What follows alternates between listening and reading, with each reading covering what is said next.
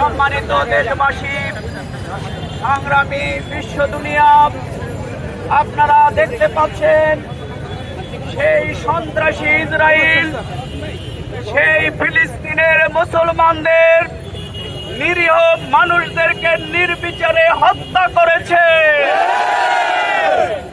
আমরা বিশ্বাস করি শহীদের রক্ত বৃথা যেতে পারে না।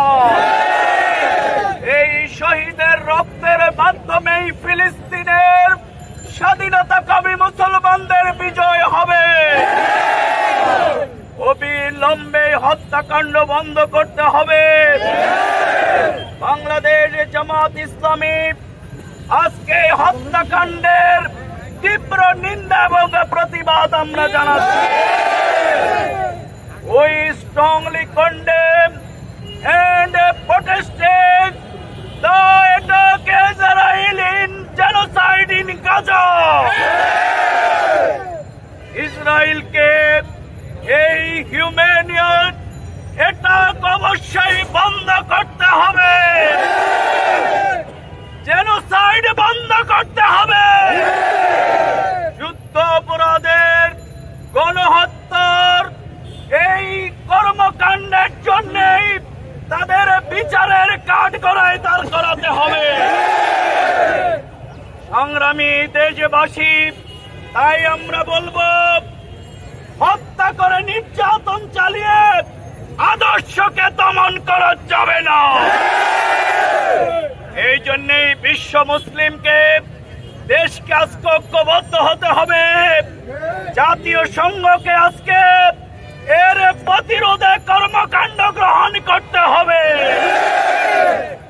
We stand in the Palestine solitary people.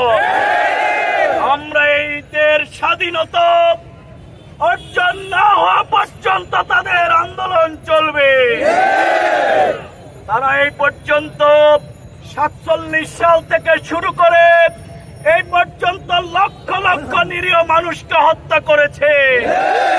জাতীয় সংঘ আইন, ইন্টারন্যাশনাল কমিউনিটি সবাই জানে, যুদ্ধের সময়ও কিন্তু হাসপাতালে হামলা হয় না।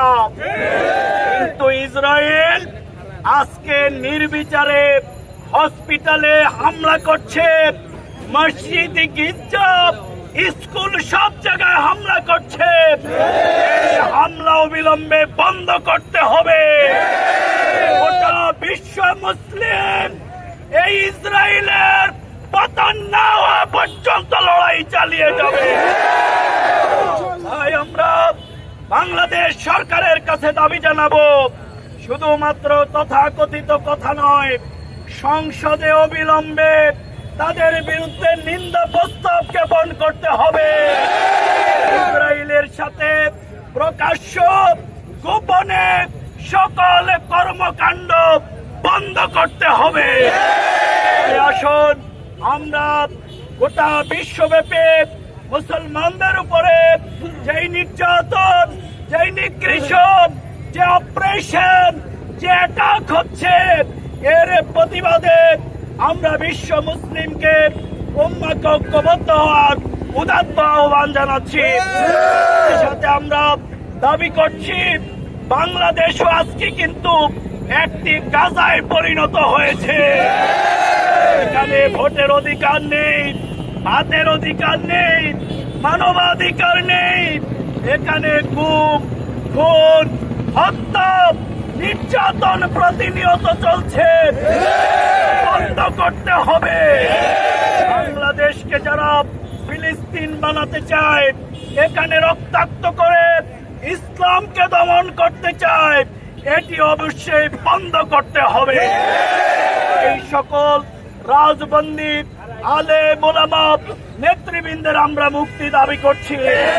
আমরা মনে করি গোটা পৃথিবীতে আল্লাহর আইন, রাসূলের সুন্নাত কায়েম না হওয়া পর্যন্ত কখনো শান্তি আসতে পারে না।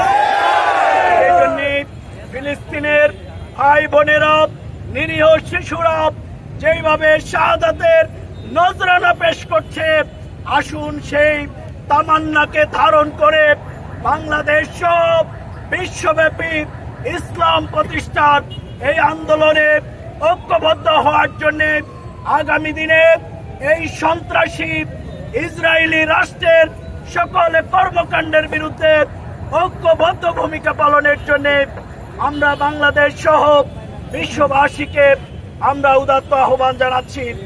বাংলাদেশ জামাত ইসলামী ঘোষিত আজকের এই কর্মসূচিতে শান্তিপূর্ণভাবে অংশগ্রহণের জন্য সবাইকে ধন্যবাদ জানিয়ে এই প্রতিবাদ আমাদের অব্যাহত থাকবে বাংলাদেশের শান্তি স্থিতিশীলতা নিশ্চিত না হওয়া পর্যন্ত, ইনসাফ ভিত্তিক সমাজ কায়েম না হওয়া পর্যন্ত আমাদের সংগ্রাম চলছে।